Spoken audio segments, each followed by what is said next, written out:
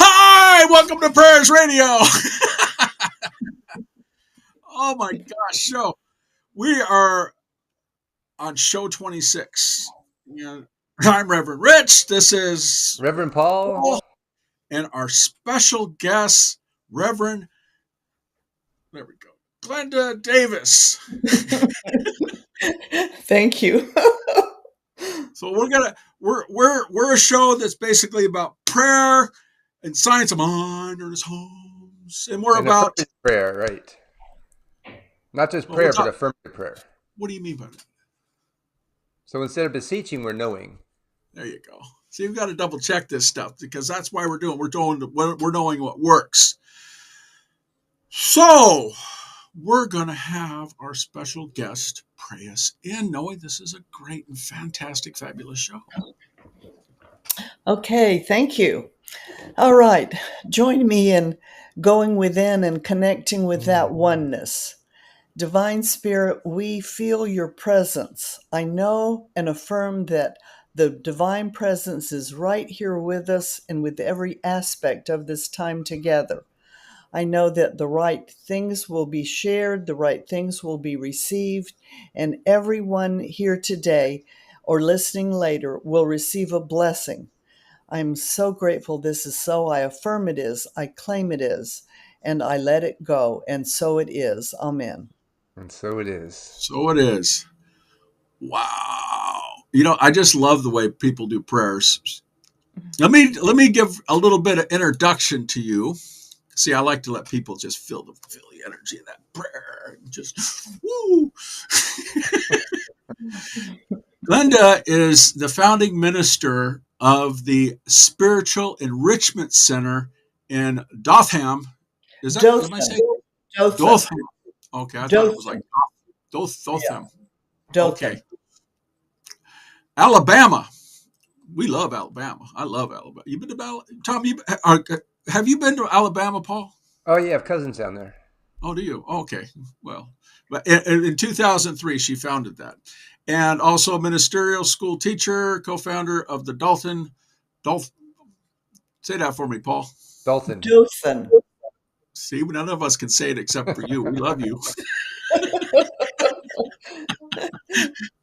Sorry. Okay, but she's a teacher over at she was a teacher also, but she became a practitioner in '92, and she's been doing this for a long time. She understands the science of mind. Just Mm. absolutely. What do you think, Paul?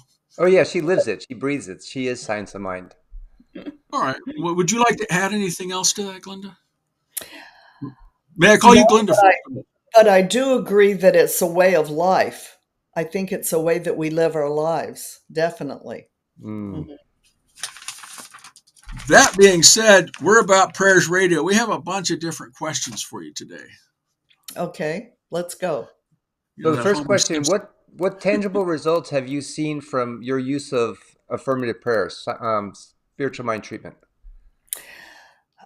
Yes, good question. I like to think that as we live the science of mind, that our lives just begin to align with the goodness that Mm. we should be expressing. And it's not like an emergency lifeline as much as it is just a way to flow with our lives. So the tangible results that I have seen are that my life just works. Whatever is Mm. happening has unfolded for my greatest good, and my good just continues to unfold and evolve. That's the way I see it. That's perfect. So you're living the life of what you're preaching, what you're Yes, praying. Yeah. yes, exactly. Now, the biggest thing we always think about is grounded. What actually keeps you grounded? I mean, how do you stay grounded in this Mhm. philosophy? I mean, a lot of times, Paul and I talked about on previous shows that we're like, bing, squirrel. Yeah, What do you right. think? I think that as we continue to practice getting centered and staying centered, that it becomes easier to do that. And I think that we just keep practicing it. And when we are going through our lives, we're just feeling that connection within and turning to that in every instance, in every breath, really, so that we're always striving to stay in that alignment.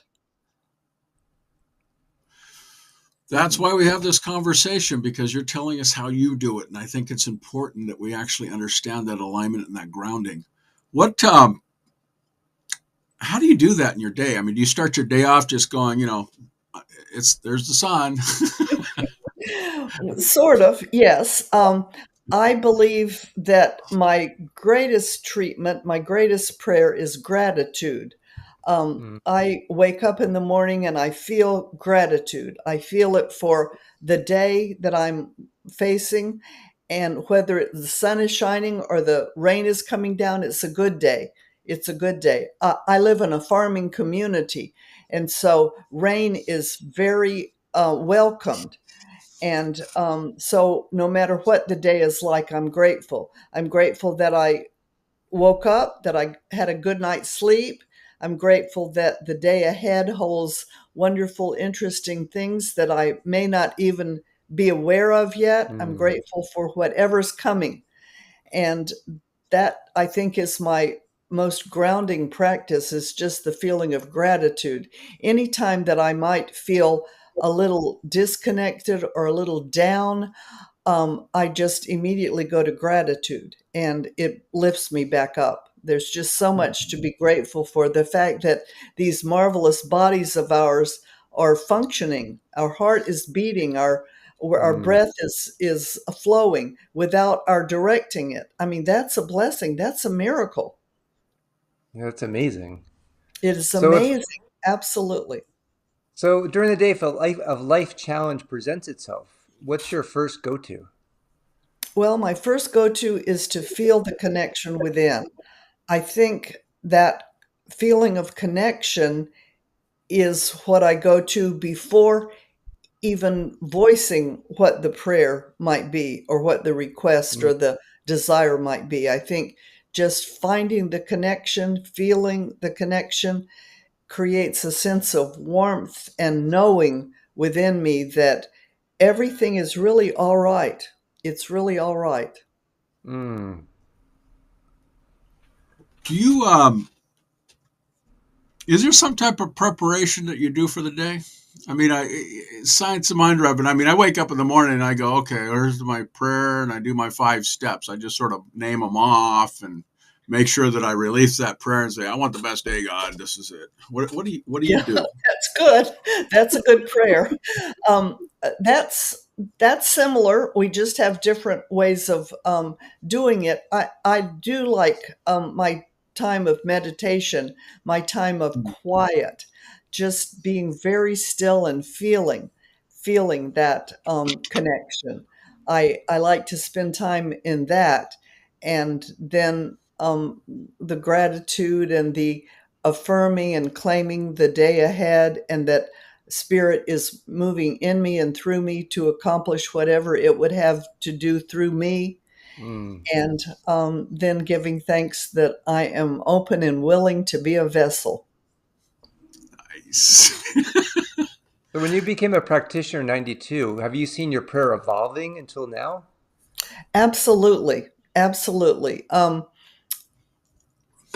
In the beginning, I think my prayers were more toward what I wanted to achieve or see or manifest. Mm, And I found through the years that I had to give up a lot of ego in that, because I wanted it to turn out my way. I wanted the prayer to be answered, but I wanted to be answered my way. And that didn't always happen. So I had to come to a set of to a stage.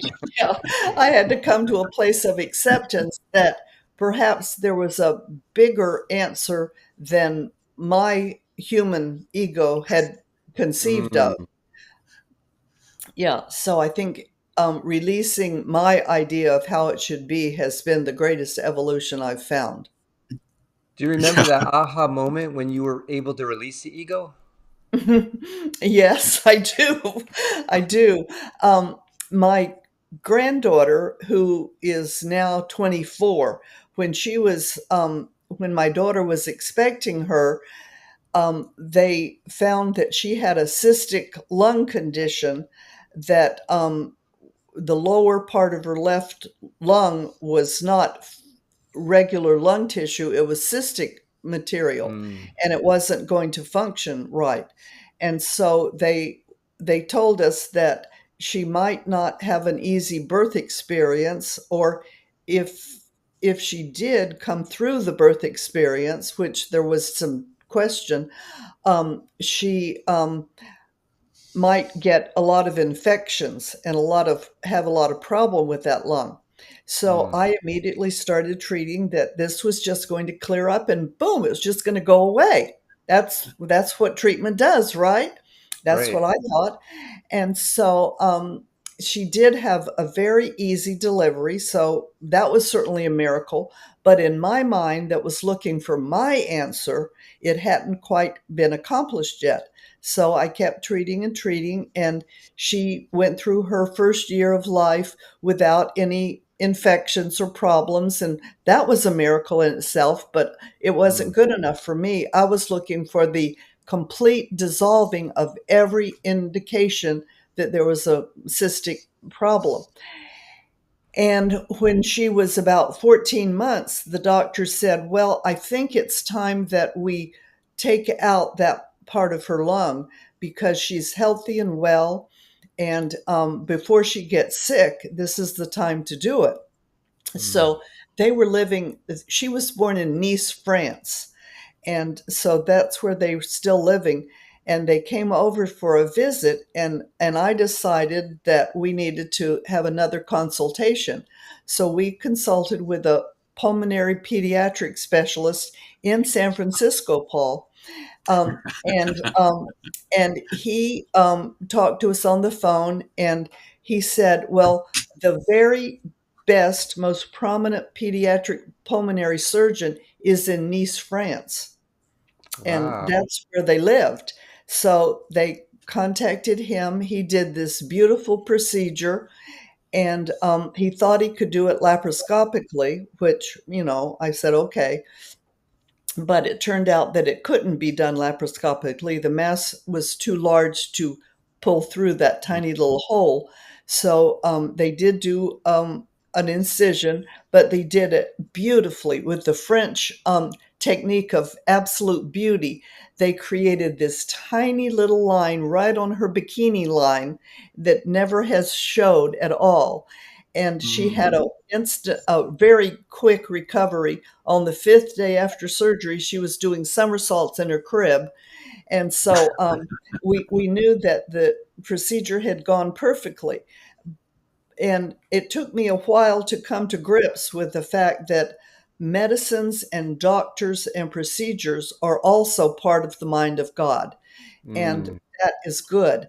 And that the prayer was perfectly answered, the treatment was perfectly answered, and she has never had any more problems with it. And lung tissue is regenerative, and I don't know that she's had a scan to see what that lung looks like anymore, but even though she had a lobe taken out, it's never caused her any problem. So mm. I'm sure that that treatment was answered in spite of me. Well, we know that in Science of Mind that we believe in the pills and all this other stuff, the extra stuff that's out there. Better living through. I think we said better living through chemistry one time, Paul. Right. But in Science of Because Mind, we don't believe in the pill. We believe that the divine is working through every aspect of what we're doing. Right, right. exactly, The exactly. divine mind came up with that pill or that procedure or surgery. Yep. Yeah, and as Ernest Holmes said, if you believe in the pill, take the pill, but also know a greater truth for that. Right. And you were knowing the greater truth for your granddaughter. Eventually. Yeah, what a wonderful feeling that is, though. Yes, I definitely had to grow with that. I had to grow Oh yeah. into that. So it's nice you grew into your prayer. I love that. I did. I did. So you had the what do you do if you have a challenge? We have that as a question. I think you've answered it. Prayer, prayer, prayer, prayer, prayer, and that Absolutely. seems that allows Absolutely. you to see something that's even greater and accept something even greater because it shows up, and that showing up was you going, "Hey, I'm in San Francisco. Oh, by the way, did you know that the best doctors in France?" Right. What? Right. He was an artist. He was an artist and a surgeon. Wow. Oh, perfect. Hmm. So your prayer was answered. We just had to let go of what we thought would be the outcome. Right. Exactly. Isn't it amazing? It Exactly. always happens that way. It Yeah. does. It does. It was humbling. Mm. Hmm. You know what? I was going to ask you the question that we have about doubt, but what do you get out?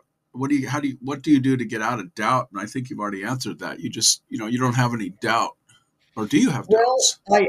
I still do have to question from the human perspective. Um, my most recent challenging experience was being a caregiver for my husband, who was terminally ill for a couple of years. And I naturally wanted him to get well. I wanted a complete Mm. healing. Well, the Mm. healing turned out to be that he was going to transition into his next experience. And so that whole thing went beautifully. The whole procedure, all of the treatment, um, the release, everything went beautifully. And it was a very special time in our time together. It was probably two of our closest years in our Mm. relationship of 60 years. Wow, Wow. Hmm. that sounds like a good time there. You got to know somebody that well. Exactly. Exactly. It was truly a blessing. And the last 2 years, he was always a very independent man who took care of everything, the house, the property. We live in the country in a big, lots of bells and whistles around here. And so he had designed it and taken care of it and um, given me the assurance that everything was in hand. And then he gets sick, and all of a sudden, I'm the one in a learning mode. I'm learning to take care of all the bells and whistles. And during that time, our kitchen, through a dishwasher leak, had to be completely remodeled. And so I got to practice my management skills. And he was there with me the whole time as I was learning to take over one thing at a time and take care of it and manage it. So that by the time he left, I was fully feeling competent to Mm. manage things. So it's all been good. Did you? I mean, this part of the evolving part of prayer when you were doing this. I mean, you were a retired reverend at that time, I imagine. Exactly, I was. Yeah. And you were applying prayer to not just to. I mean, do you pray constantly on this, and do you just adjust the prayer for the moment, or how were you doing that Mm. when the challenges were coming up with you? Mm.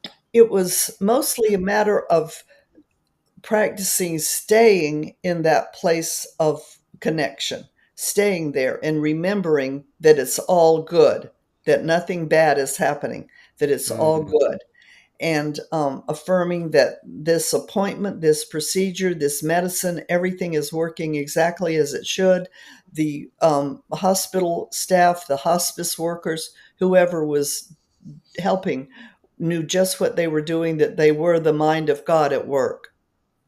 So you were flowing with the journey, if you will. I mean, Mhm. we have some folks that have challenges that listen to this that have had challenges or having challenges right now, and they're not trying to navigate through their journey that they're going through right now. And these Right. people are showing up, and as they show up, I imagine with the doctors and stuff, you're like your daughter with or France. I still am like, whoa, uh, that you're knowing that greatest person or that greatest healer or God's mercy, not mercenary, God's gift is coming down from that person, Yes, and and yes, and that let everything is happening exactly as it should, in the right order, in the right time, and also following my inner guidance. Yeah. so that I'm directed to the right answers, not just taking anything that comes, but knowing that I'm guided to what to choose out of the um, plethora of choices. Oh, that's wonderful because you're taking in and you're releasing into the law of action, saying, "I want this, and I want something better than this." If you know, Yes.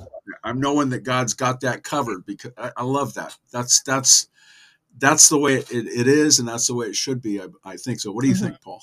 Yeah, and Glenda, how does it feel to know that inner strength of you now?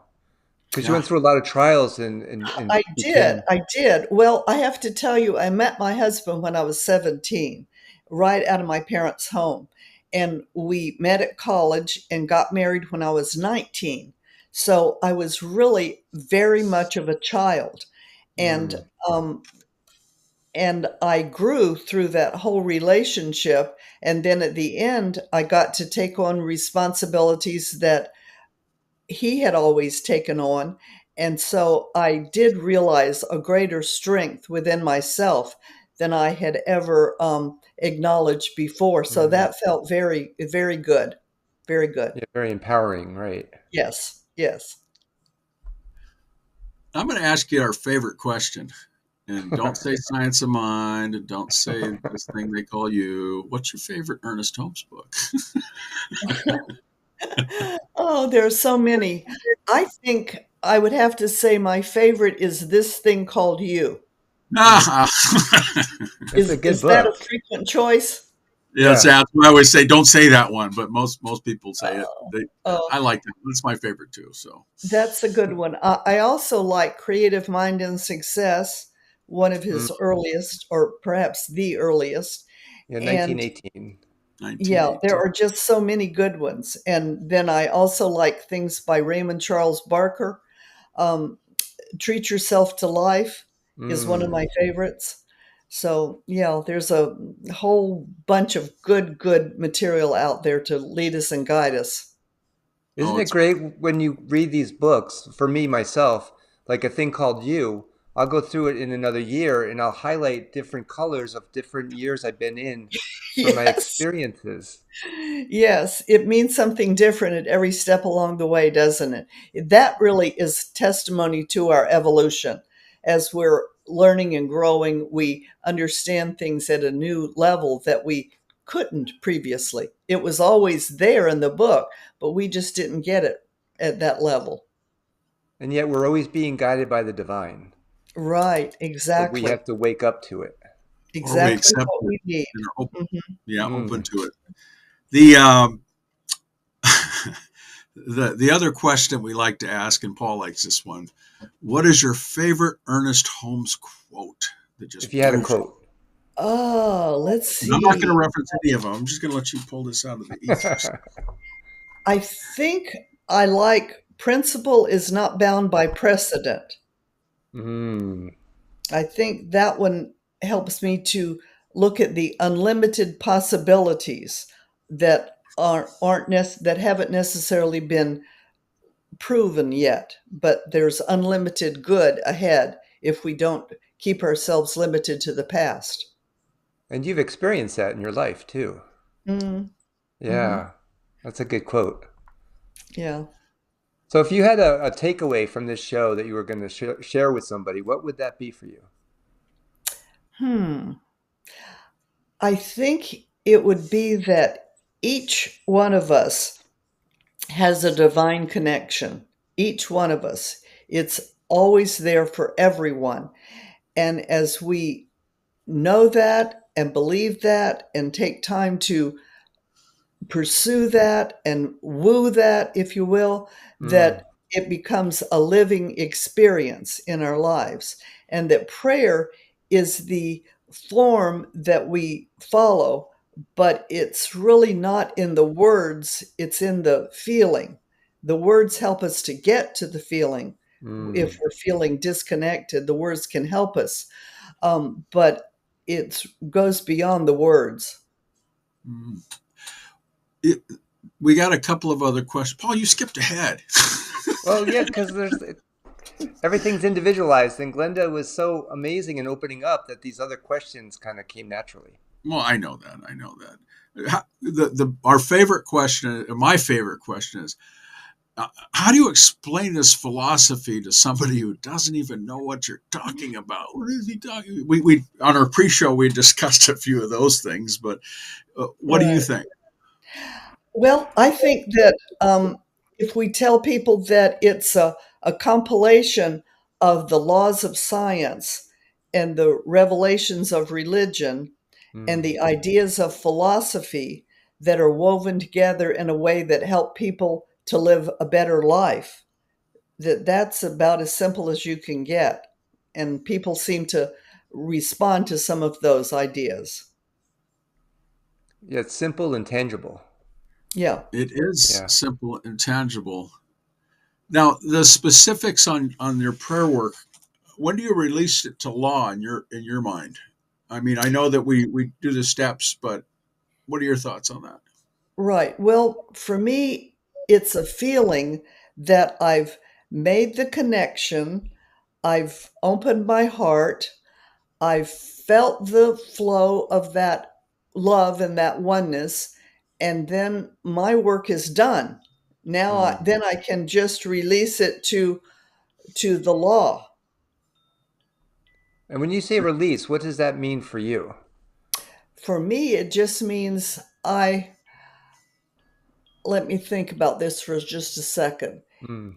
It means that I've already done my talking, I've already done my part, and I can relax now. I can just release, relax, just let it go on to Mm. something else.